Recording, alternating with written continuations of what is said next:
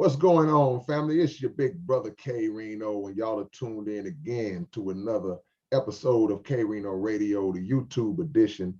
And I am so honored and happy to have this guest that we have on with us tonight. This brother is a over three decades long member of the Nation of Islam, and he is a member of Minister Farrakhan's research team, and he is also the author of the powerful book entitled "But Didn't You Kill Malcolm?" And we are honored to have student minister brother Demetric Muhammad with us in the building today. How you feeling, family? Brother K-Rino, I'm fine and grateful and thankful by Allah's grace and his mercy. Just really honored and very happy to be with you and your audience tonight. The pleasure's all mine, brother. It's real crazy that we're doing this interview now, because from the time that I reached out to you, since that time, a couple of developments have taken place that were not in place when I reached out to you. So it makes me feel like, you know, things are happening when they're supposed to be happening. And I'm definitely going to get your view on those things. The first thing I want to do real quick, if you would allow, bro, I want to send condolences to the family of Sister Malika Shabazz, who passed away, the daughter of Malcolm X, who passed away yesterday. We don't have any details, and we're not tripping on those details. We just want to send prayers and condolences to the family. If you have anything to add to that, feel free. You know, we say in Islam, may Allah be pleased with the life of our sister. I was never blessed to meet her, but you know, when you have great and illustrious parents who gave their lives to the cause of the liberation of our people, then your life begins with a very special purpose, and your life has added meaning.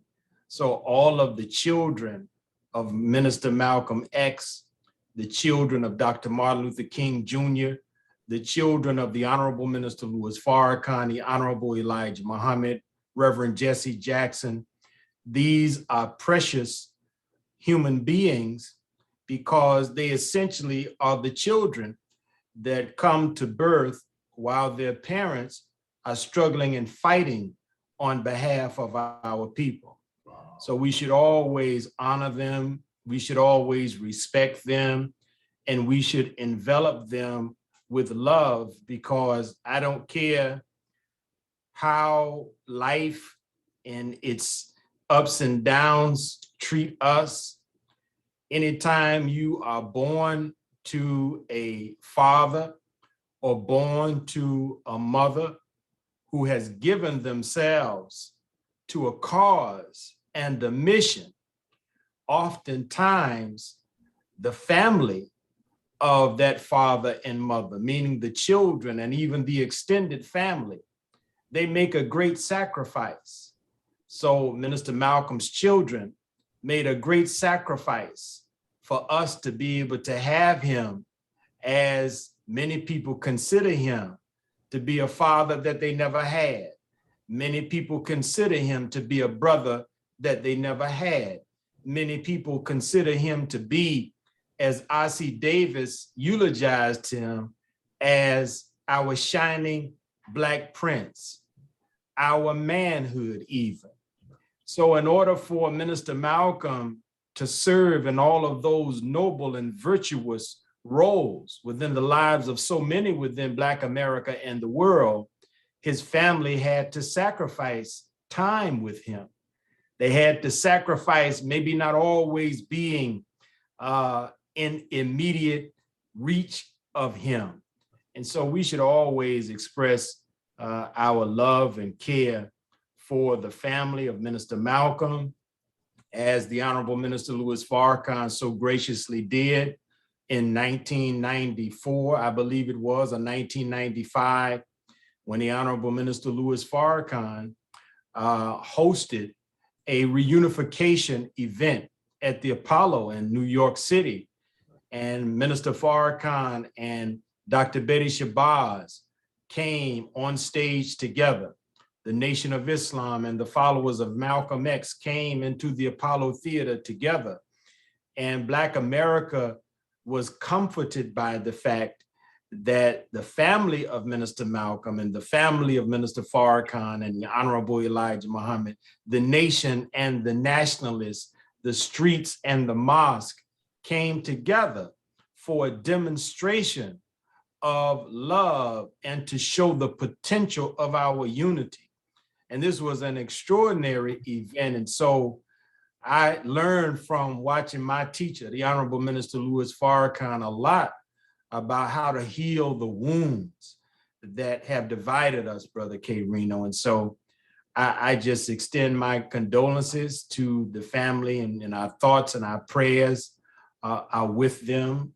And I'm sure that the Honorable Minister Louis Farrakhan will make an official statement on behalf of the Nation of Islam, because, you know, a lot of people forget, Brother K-Rino, that when you talk about this subject, Minister Malcolm X and his life, his work, his assassination, a lot of people don't know, and maybe some don't have an appreciation for the fact that this was a family situation. You know, and oftentimes in our families, sometimes we fall out with one another. But time, they say, heals all wounds. So sometimes the ones you fell out with, you fall back in with them, you know.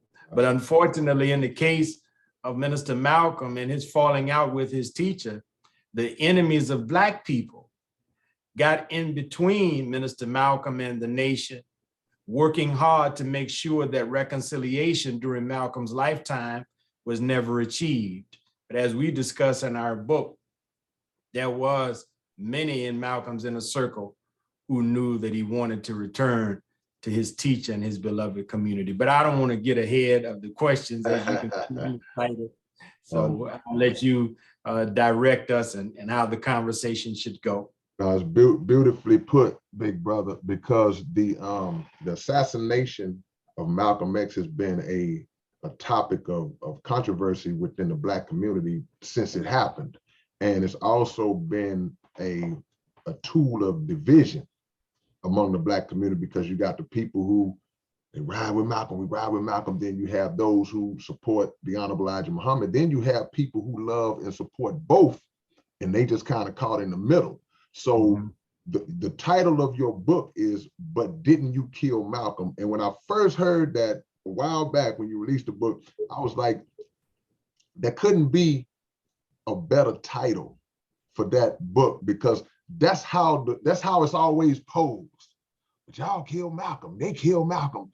But the underline under that original title is just as important. It says myth busting the propaganda against the Nation of Islam. Tell us what motivated you to write this book and put this whole thing together. Brother K-Rino, this was a labor of both love and pain. My motivation, and you got it right, brother. You know, I tell people sometimes that originally the title was going to be, But Didn't Y'all Kill Malcolm? And I was talking to a brother and dear friend of mine in the United Kingdom, who is Minister Farrakhan's representative there in London and in Europe. And he said to me that there was a great Pan-Africanist community, and he wanted us to come over and promote the book. He said, but you know, they're not gonna understand y'all over here, brother. So I said, that's okay, I'll change it but didn't you kill Malcolm? And so everywhere we have gone, Brother K-Rino, as you well know, if people learn that you are connected to the Nation of Islam, if people learn that you are a part of the ministry of the Honorable Minister Louis Farrakhan, they're gonna ask that question. For so many, especially Black youth, the only thing that they know about the Nation of Islam is Minister Malcolm X. And many of them, beginning in the early 90s, were told that it was the nation that killed Malcolm. And really during that period of time, the mythology actually morphed because prior to the early 90s, it was the nation killed Malcolm or the Black Muslims killed Malcolm. But during the 80s and late 70s, I would say beginning 1977, to be accurate, Minister Farrakhan began the rebuilding of the nation. And most people did not believe he would be successful. But Allah knew he would be successful. Right. And Allah and the Honorable Elijah Muhammad ensured his success. And so two powerful phenomena were coming together during the 80s, Brother K-Rino. That was the rise of the rebuilt Nation of Islam under the voice of Louis Farrakhan, and the rise of hip hop culture. And more it appeared that hip hop culture was reflecting the messages coming from Louis Farrakhan and the rebuilding of the Nation of Islam. Matter of fact, I was looking through some of my files just the other day, and there was a writer who wrote an article in the Washington Post in 1991. And he was writing about how the influence of Elijah Muhammad in hip hop culture was strong and surprising to many observers. Well, our enemies then went to work on hip hop to turn it from what the historians call message rap.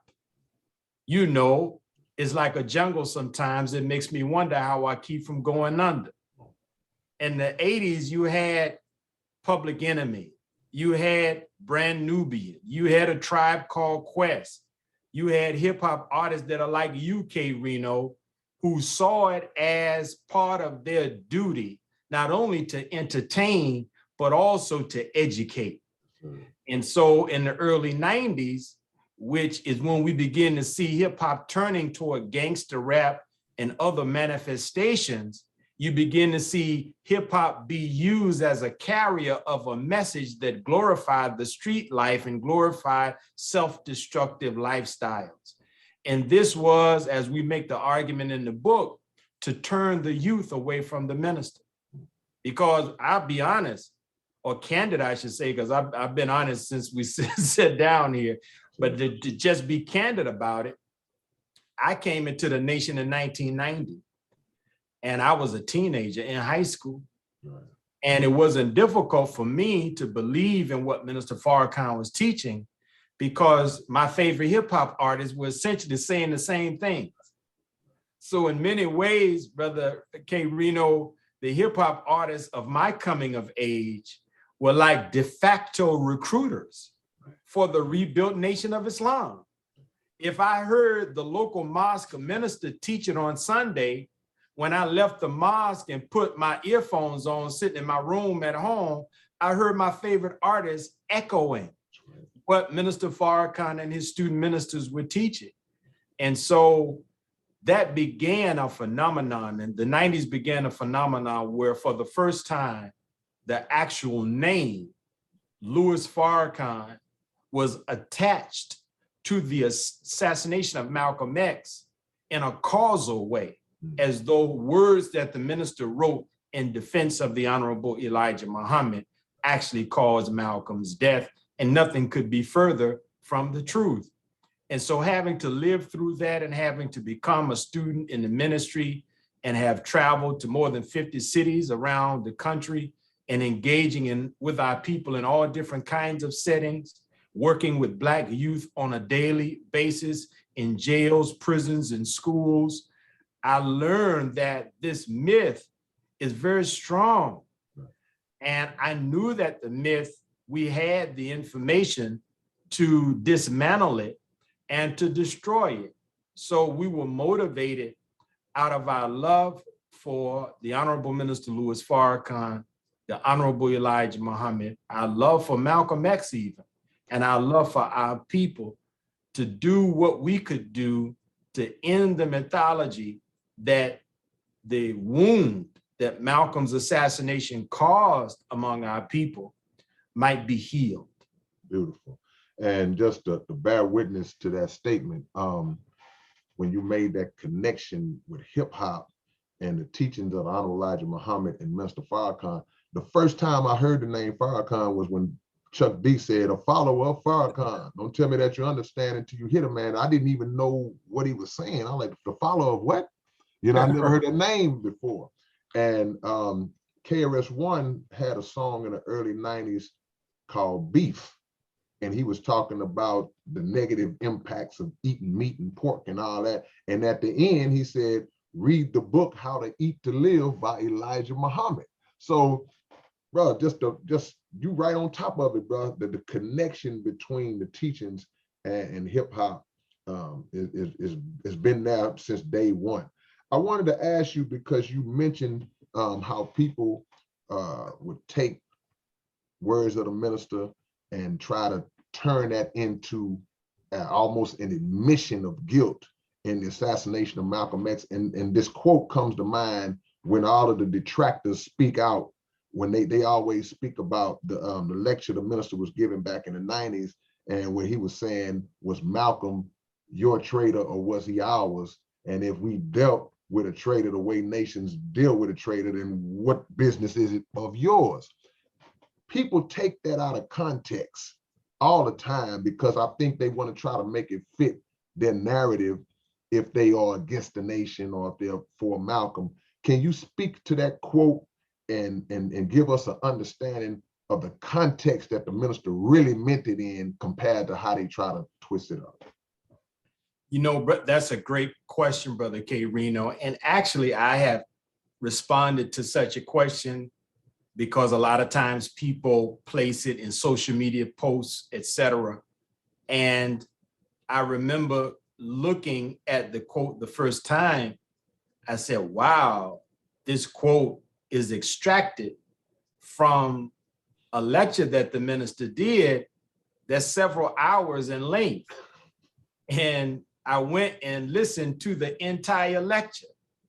And I noticed that if you continue to listen after that part of the minister's lecture, the minister is emphatic and clear, saying that the Honorable Elijah Muhammad forbid any of his followers to do any harm to Malcolm, and we obeyed the Honorable Elijah Muhammad. But when they played the clip for the purpose, as you well stated, that clip has been used. In fact, we talk about that clip in the book because it was used by the New York Post and the new NBC stations. I believe it was Gabe Pressman and Jack Neufeld. We did talk about this controversy in the book because Gabe Pressman was interviewing Dr. Betty Shabazz. And at a certain point in the interview, he said, Louis Farrakhan said this just a few days ago. I want to play it for you. Meaning that she wasn't familiar with it and wasn't really prepared to respond to it. He did something that they call gotcha journalism. It's when an interviewer or a host of a program invites a guest onto their show to talk about one subject and lures them, tries to make them comfortable, giving them so-called soft questions to respond to. And at a certain point, then they expose something that they know is going to be like, gotcha. Did you know this? Well, we want to see you respond to this. It could be something from that guest past that they want to see how the guest responds to, or it could be the kind of situation where you know that the guest is going to be and have an emotional response to what you are exposing, and you want to capture that on camera. And so our sister basically was tricked. She was played this clip of the minister, and then they allowed her to respond. She didn't get a chance to hear the clip in its entirety, where the minister said, we did not harm Brother Malcolm because the Honorable Elijah Muhammad gave us orders not to, and we obeyed the Honorable Elijah Muhammad, you see. So this clip has been misused. And sometimes I have, you know, thought of how in the 80s and 90s, we used to complain about what they would do with the minister's lectures. They would take a sound bite. But back during those days, it was mostly just audio. Now, because so much of the minister's lectures is online, they'll take a video, but it's still basically a sound bite. You're taking an extract of a message that has many hours and many different themes and many different topics and subtopics. And as you pointed out, a context. I heard the great Bishop T.D. Jakes say powerfully one time, Brother K-Rino, what is a text without a context? So every text has to have and fit within a context. And the context at that point, and we talk about this in the book, was the fact that the Honorable Minister Louis Farrakhan and many of us in the Nation of Islam, you know, we have become exasperated having to constantly defend our faith and our religion against a false charge and a false accusation. Right. And I remember when we were growing up as children sometimes, Brother K-Rino, I don't know, you and I might be around the same age. You remember once upon a time, if we had beef, we handled it at lunchtime on the schoolyard. Yeah.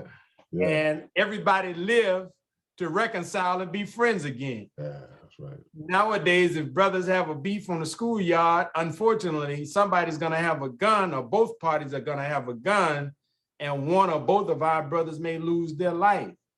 But sometimes when we were young, Brother K-Rino, if someone just kept insisting that you did something and you know you didn't do it, finally at a certain point you say, well, okay, what if I did do it? Right. What you gonna do about it? Right. I told you I didn't do it. But if I did do it, what business is it of yours? So in that spirit, the minister said, wait a minute, we have told you we did not kill Brother Malcolm. The Honorable Elijah Muhammad wanted his life preserved, and yet you continue to bring this to our doorstep. Well, what if we did? What are you going to do about it? Because sometimes people continue to insist that you did something as though they have the power to threaten you with the consequences if you actually did it. So you saying we did it, well, what if we did do it? What are you going to do about it? Right, right. And then the minister quickly followed, clarifying by saying, but we didn't do it. Again, once again, for the umpteenth time, we did not do it. And how could you continue to say that we did it when there's actual documentation coming from J. Edgar Hoover's FBI, where they take credit for, number one, creating factions within the nation. Number two, separating Malcolm from the Honorable Elijah Muhammad. And number three, facilitating his assassination. Wow. They basically looked at Malcolm's assassination as an example of the success of COINTELPRO. You see, they were interested in then what you heard about later in the modern era, when in the news, they throw around this term, regime change.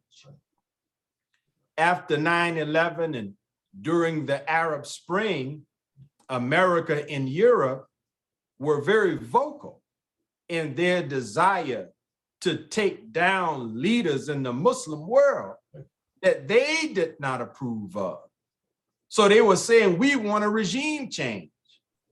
Well, many of the tactics that they use in foreign diplomacy and foreign espionage and foreign warfare, many of those tactics, Brother K-Rino, unbeknownst to Black people in America, were perfected as the US government worked and experimented with the destruction of Black groups and organizations who had organized to push for our deliverance and our liberation. Wow. And so they wanted a regime change in the Nation of Islam. That's what they desired.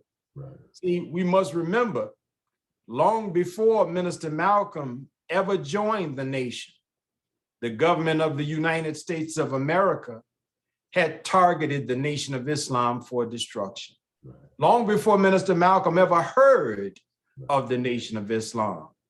So the real target of this affair was to rob Black America of the salvific presence of the most honorable Elijah Muhammad and the Nation of Islam. To achieve that goal, they said we can target Elijah Muhammad's top minister. Wow. Similar again to what happened just a year or so ago when President Donald Trump, being in a situation with Iran, targeting Iran because Iran is the strongest Muslim nation in the Middle East. But he didn't go right after the supreme leader. He didn't go right after the president. What did he do? He targeted the best general, General Soleimani. And so in order to hurt Iran, they killed their best general. In order to hurt Elijah Muhammad and the Nation of Islam, they killed Malcolm X.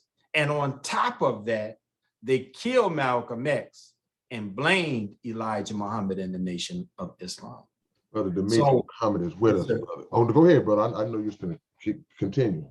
No, I just wanted to tie that point up by saying that the Honorable Minister Louis Farrakhan had nothing to do with the assassination of Malcolm X. That's right.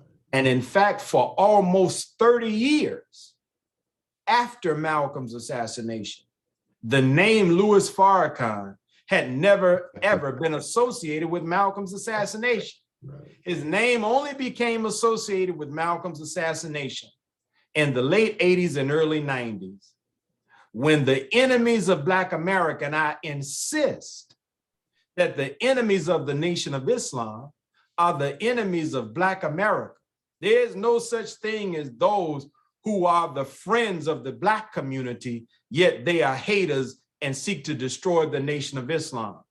Because at this point in history, Brother K-Rino, everybody knows if you have a young man or a young woman who has become a juvenile delinquent, somebody in the family is gonna say, we need to take them down to the mosque. Right. We need you to go and watch a Minister Farrakhan lecture. And what happens? I was watching a film the other day. It was a clip of Brother Dick Gregory. And he was saying to his audience, everybody knows Elijah Muhammad took our sons, our daughters, our uncles, our aunties, our nieces, and our nephews who may have been struggling to survive the American nightmare that some people call an American dream, but for Black people, it's often a nightmare. And struggling just to survive, sometimes we turn to the bottle, sometimes we turn to the needle, sometimes we turn to gambling. We pick up all of these vices. But if Elijah Muhammad and his ministers can get to that member of our family, the record is clear. That member of our family makes a complete turnaround without having to go on methadone, without having to go to a 12-step rehab.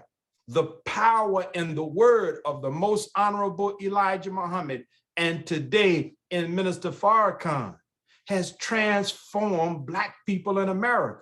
So if you are sitting back and you say you want to destroy the nation, then you don't mean none of the rest of us no good at all, because even if you don't like our preaching, even if you disagree with our religious teachings, look at the beneficial impact we have on our people. So leave us alone to be free to make of Black people a better people. This is the pleading of the Honorable Minister Louis Farrakhan. So for them to say after 30 years, Brother K-Rino, that Farrakhan was involved in the assassination is nothing more than a ploy, is nothing more than a propaganda tactic used to stop Minister Farrakhan's momentum among Black youth. I say this as I wrap this point up, Brother K-Rino. It was one of the stated goals of J. Edgar Hoover's COINTELPRO program to stop so-called Black nationalist groups from being able to attract youthful adherents. Right.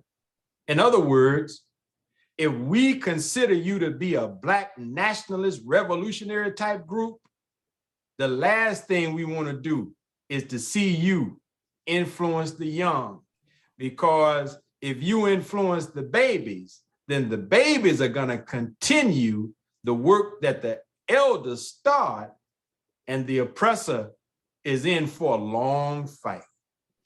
And to bear witness to that, they do the same thing in music. Any artist with messages and all that, they're gonna suppress it and muffle it to make sure that it doesn't see the light of day. So it's just they're following a template that they've always followed as it relates to Black people. We got the great brother Demetric Muhammad. The Honorable Elijah Muhammad said that we can't fathom the depths of Satan. And the reason why I'm bringing that up is because when you were speaking, I was thinking about something, how they have done almost a masterful job of turning a lot of Black people against the nation and against the minister, because the information that will show as evidence that the nation had nothing to do with the assassination of Malcolm X, a lot of our brothers and sisters don't even know that it exists. So they go with the headlines. They just, any headlines, any bold statements that are put out through media, they take it and they run with it. The documentary that came out, the Who Killed Malcolm X documentary that came out on Netflix, can you speak to that a little bit and tell us about any outstanding inaccuracies that were in that, and if there were any truths in that could, because the creator of that documentary said that, the DA in Manhattan said that he was inspired by that documentary to push towards the exoneration of Brother Norman and Brother Thomas. So what's your feeling about that documentary, and what's your feeling about the exoneration on a whole, and any motives, wicked motives that may be in it, or any good that may come out of it? Sorry for the long question. No, it's a great question. You know, the documentary was okay.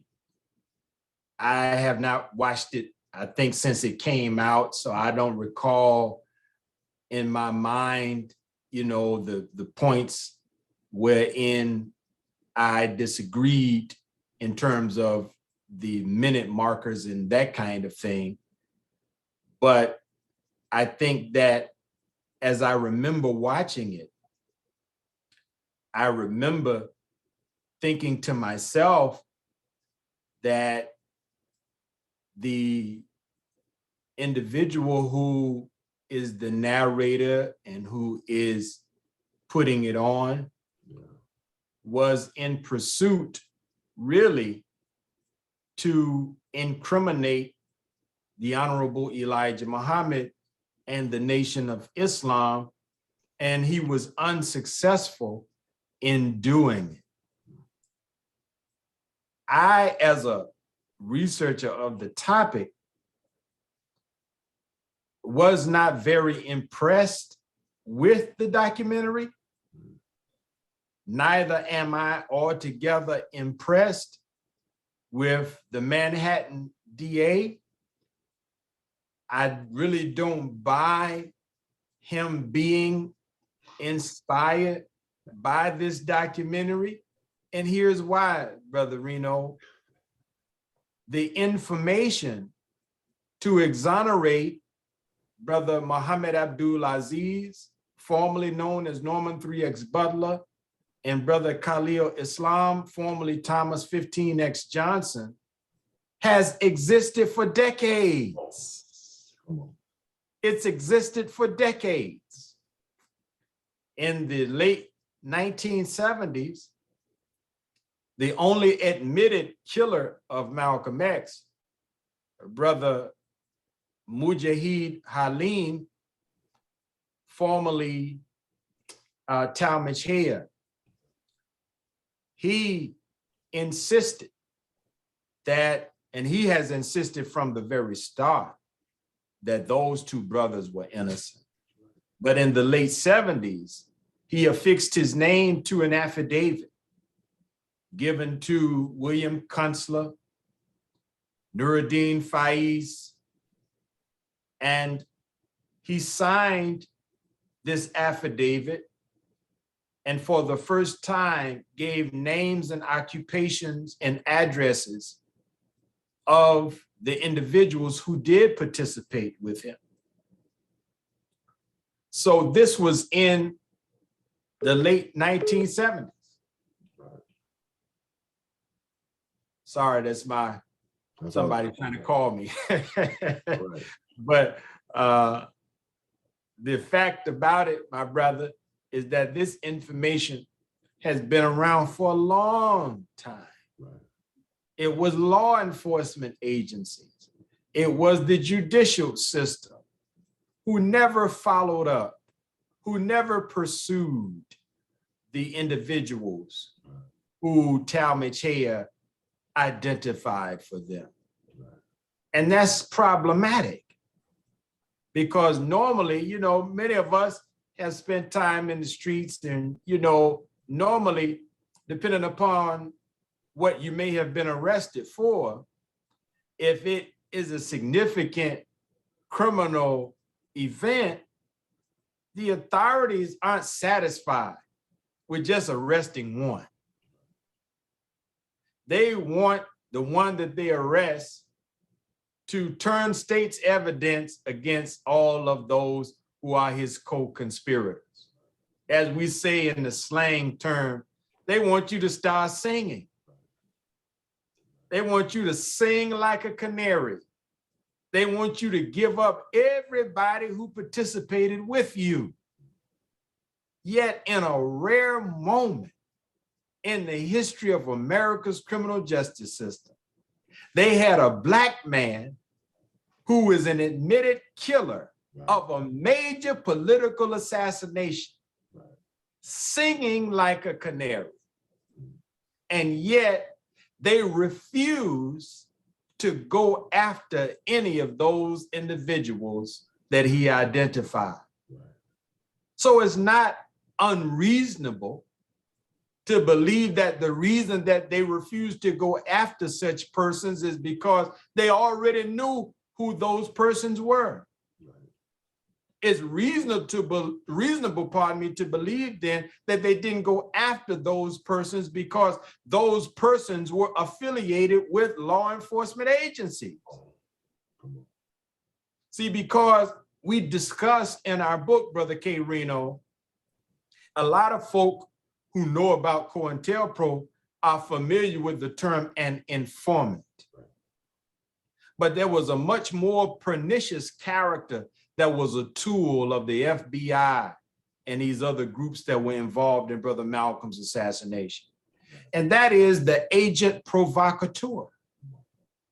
The agent provocateur literally is deputized and authorized to infiltrate organizations and to commit crimes such that the crimes that he or she commits is while they are considered a member of the organization that they infiltrated.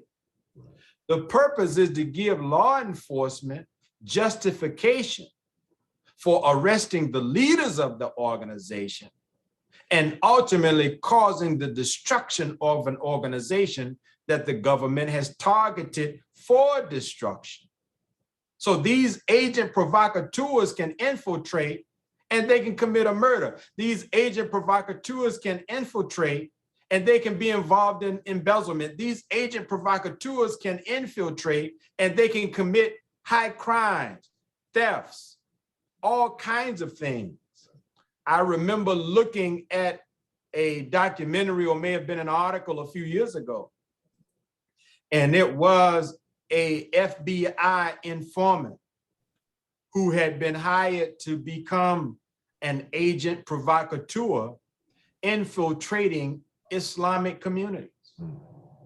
And he said one of his instructions was to infiltrate and to try and have sex with Muslim women. Now, premarital sex in Islam is forbidden. Yet this man was told to go join the masjid, and your job is to weaken the masjid morally. Your job is to corrupt the women of the masjid, you see? So these pernicious characters are employed by the government, and they are put into organizations so that when that individual commits the crime, the government turns around and says, well, you see, this is what the Muslims are doing. See, this is what the Panthers are doing. See, this is what the all of these other organizations are doing, when in reality, the individuals who did those crimes did it as a part of their work for whatever government agency that hired them. Beautiful. I want to ask you this on that point, because a lot of people who are uninformed, who haven't taken the time to do the research, and it doesn't take a lot of extensive research to get basic proof that the nation had nothing to do with the assassination of Malcolm X. I want to ask you to enlighten people on who Gene Roberts is, the individual Gene Roberts, because for some reason we have this thing kind of sometimes where we take the FBI and the government at their word when they have a proven history of lying and things of that nature.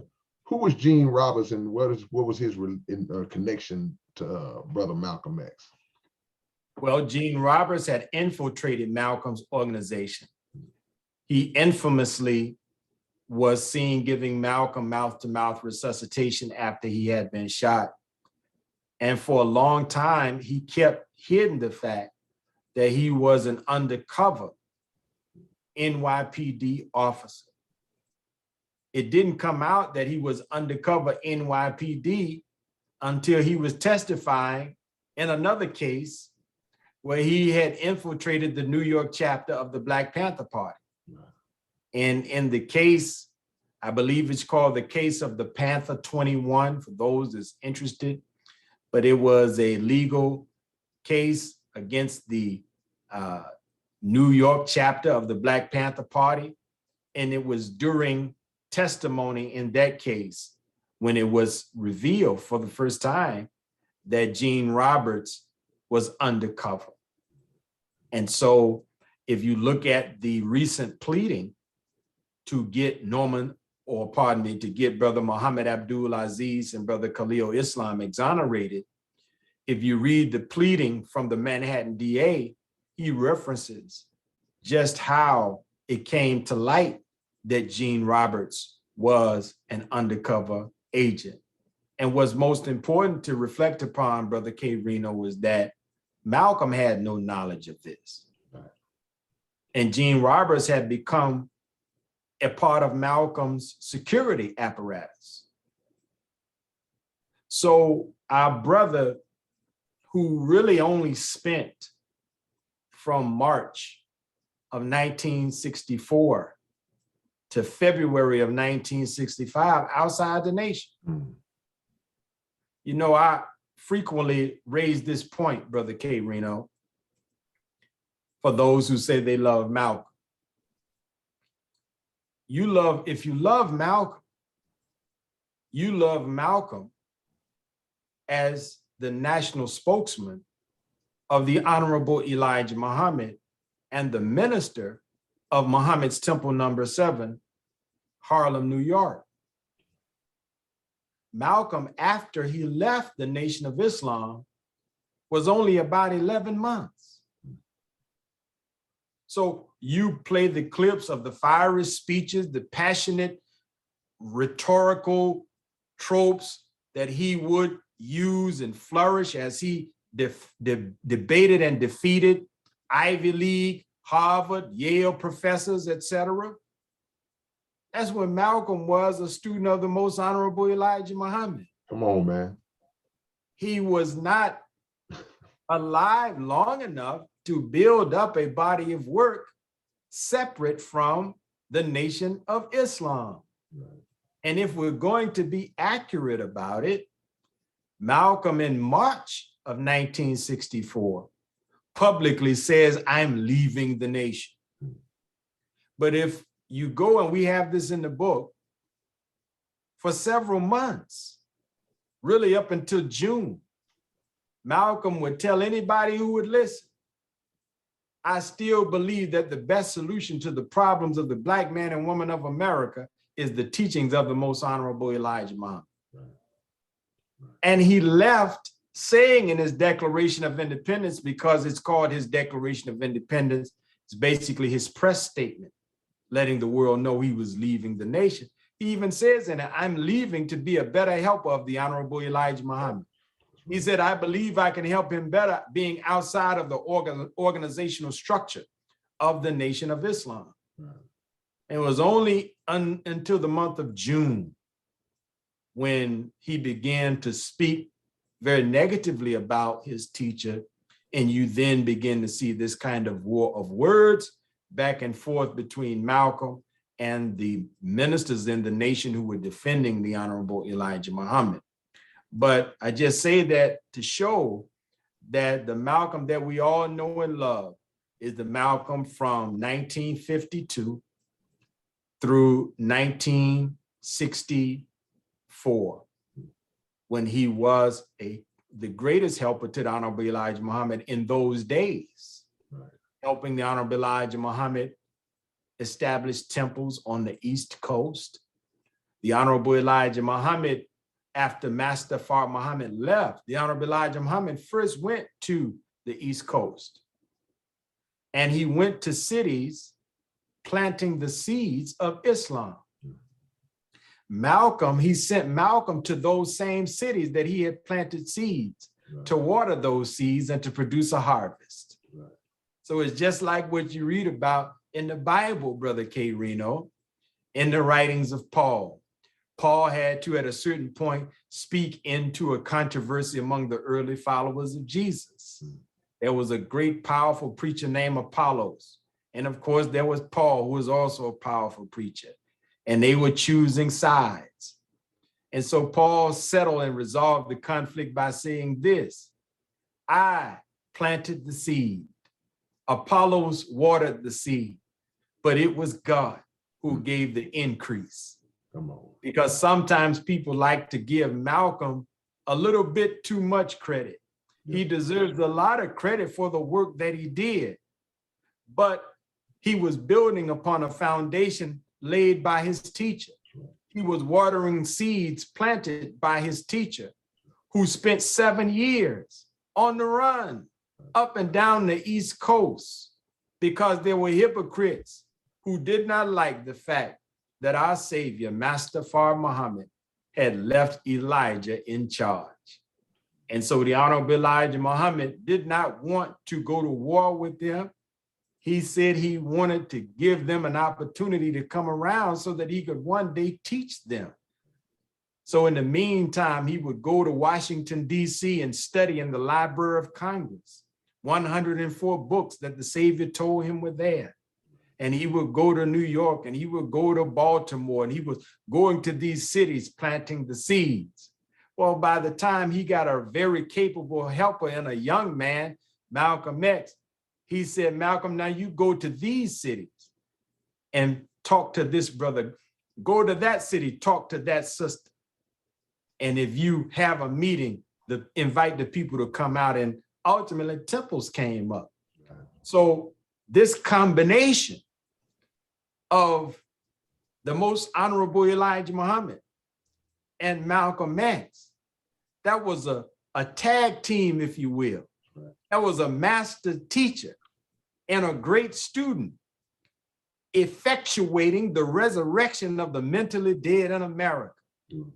And the powers that be in this country, the federal government, even the leaders of the Jewish community, they became upset They hated the fact that the most honorable Elijah Muhammad now had a capable helper. Right. And so they worked, Brother K-Rino, to separate Malcolm from his teacher.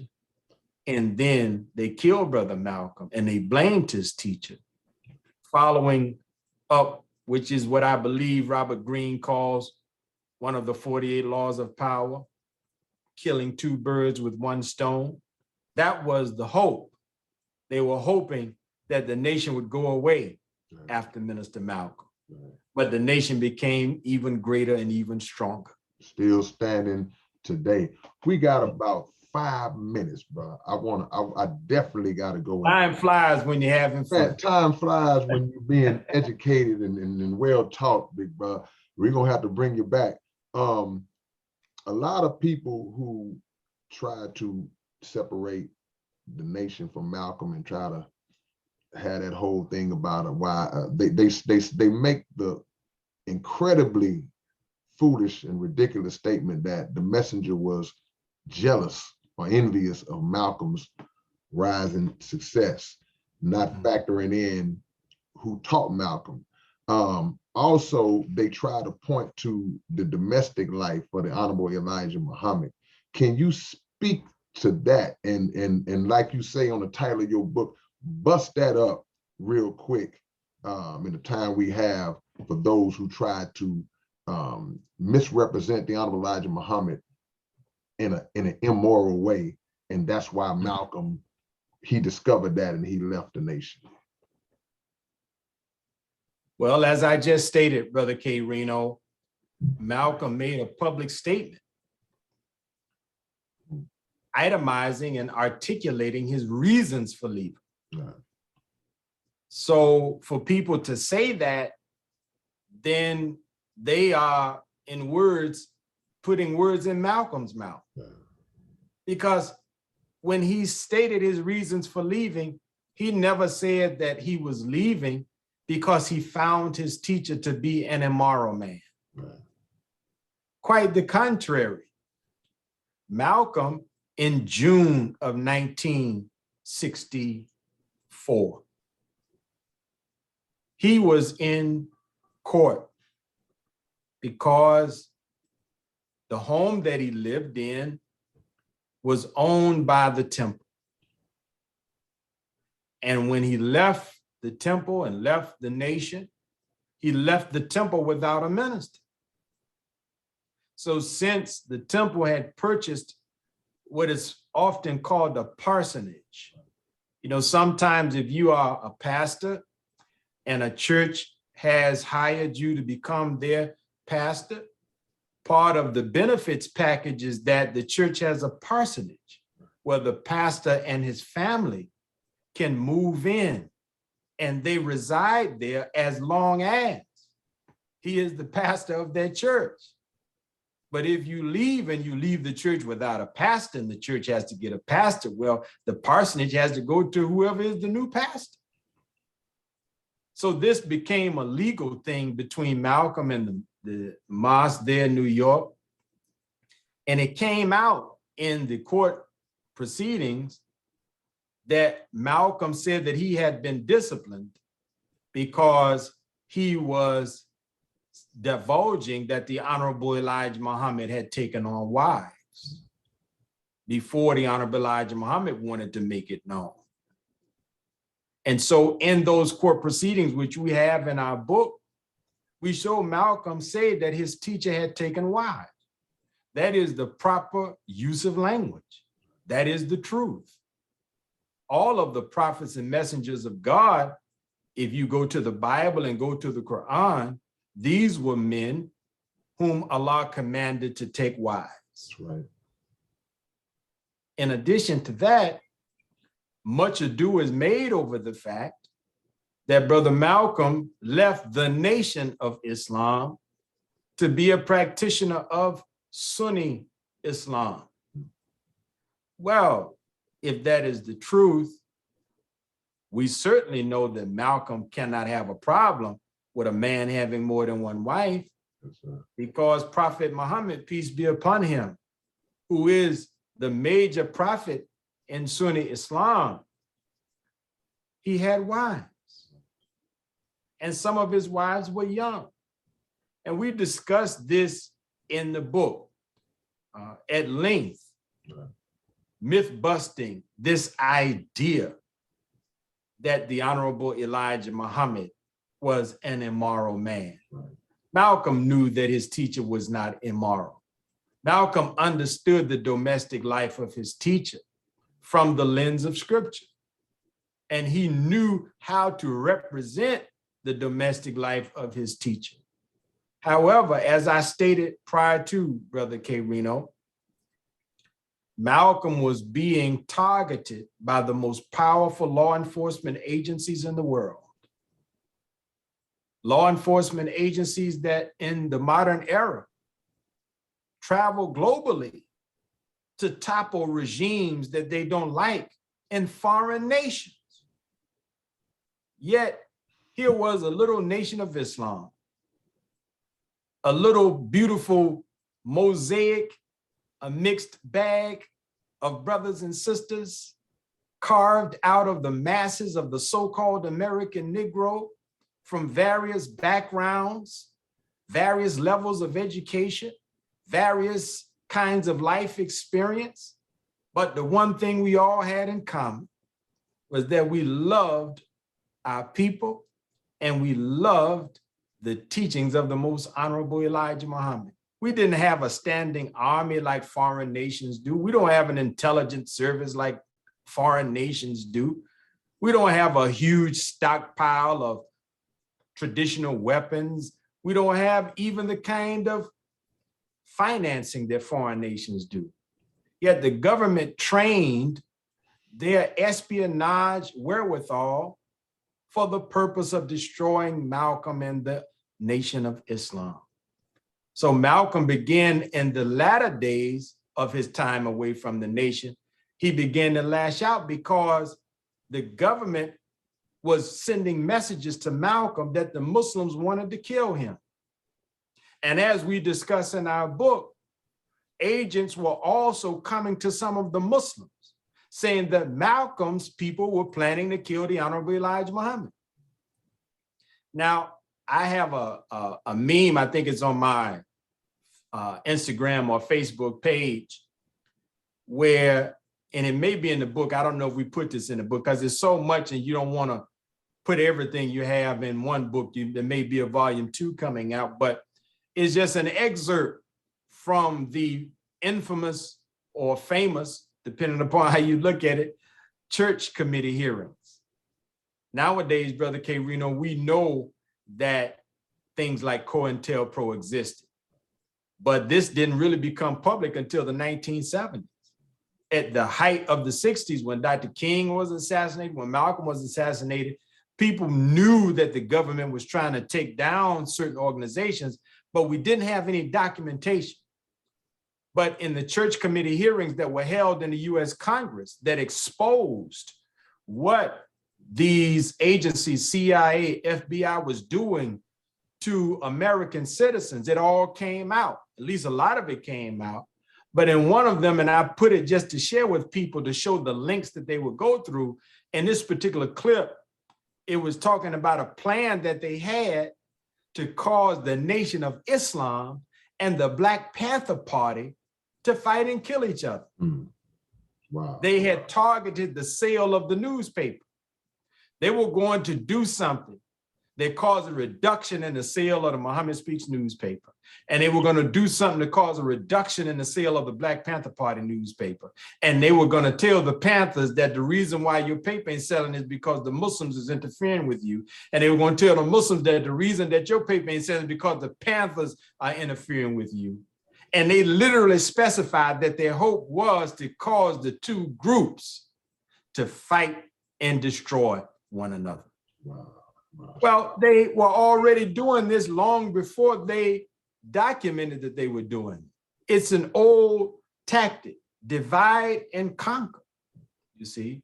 And so Brother Malcolm did not have a real problem if he was going to continue to be a Muslim with a man having more than one wife. this is a part of the propaganda. And I don't know, I know we don't have time to completely dismantle it, but Brother Malcolm, at the very end of his life, and you can see this in a powerful quote that we have affixed to the back cover of the book, because we were blessed to interview Malcolm's secretary, Mrs. Sarah Mitchell. And she wrote a monograph many years ago called Shepherd of the Black Sheep. And she talks about her final days with Malcolm. She was, in truth, the last person on earth he had a conversation with. Wow. And so she has always maintained that it was not the nation that killed Malcolm. And she's always maintained, from her intimate knowledge of Malcolm's thoughts at the end of his life, she said that Malcolm, the day he was assassinated, now think about this, Brother K-Rino, the day he was assassinated, a part of what he had planned to say was he was going to tell that audience, I have been wrong. The things that are happening to me are beyond the Nation of Islam. I take back my accusation that is the nation that is trying to take me out. She said that was going to be a part of his speech that day. And I argued that if she knew that, it means that Malcolm verbalized that to her. And if he verbalized it, then not only did she know that, but those who were tapping his phones, those who were tapping his hotel room, those who had him bugged, they also knew that. And they could not afford for Malcolm to make an overture in the direction of Elijah Muhammad. See, because sometimes when two people, Brother K-Rino, have fallen out, but they really do love each other, sometimes the slightest gesture on the part of one of the parties is all it takes. Cause the other party say, oh, that's right. Let me reach and see if this is real. And now two parties who had fell out of love is back in love again.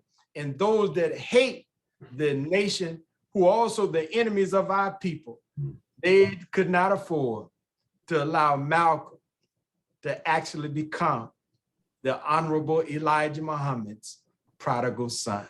Man, beautiful, beautiful, man. Brother Demetric Muhammad, man, we're going to have to do this again.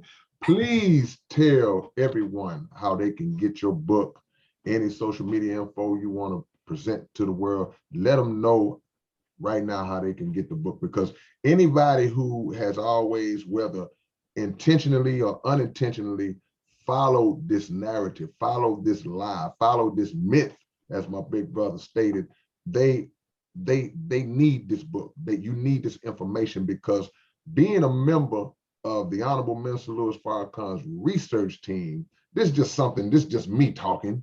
I know for a fact that anything that is presented by members of the Nation of Islam, members of the research team, and that's presented in this book, it has to be thoroughly vetted and made sure that it's accurate before it's pushed out into the world. So if you want to learn the truth, if you want to learn what really happened in the intricate details of it and how this enemy's mind really works, because just as Brother Demetric stated, they just wasn't going after the nation. They went after Martin Luther King. They went anything black, the Panthers, anything black was under attack. So it's all of us that are at war, family. Let them know where they can get the book. I'm running my mouth, but you got me hyped up, family. You got me hyped up. Oh, I appreciate you, Brother Reno, man. I thank you so much for the privilege and the honor of being with such a powerful brother as yourself. We salute you and all of the great work that you do and have done and what you will continue to do. For those that want to get the book, they just go to our website, researchminister.com, click on shop, and you'll find all of our books there. And you can order the book. We ship it right out to you. It's researchminister.com. You can follow us on Instagram at Brother Demetric. You can follow us on Twitter at Brother Demetric, Facebook, researchminister.com, our Facebook page, and keep up with a lot of the research work that we're doing. And brother, you know, I would be very honored to come back whenever you would like for us to come back. We pray that this has been considered time well spent by those who have tuned in, as well as by yourself. Absolutely, bro. We're going to make that happen. Brother Student Minister Demetric Muhammad, The book is called But Didn't You Kill Malcolm? Be sure to get it, and stop telling them lies on the nation, man. It's all love. Thank you, big brother. Thank Much you, love. brother. I appreciate you. Peace. Peace.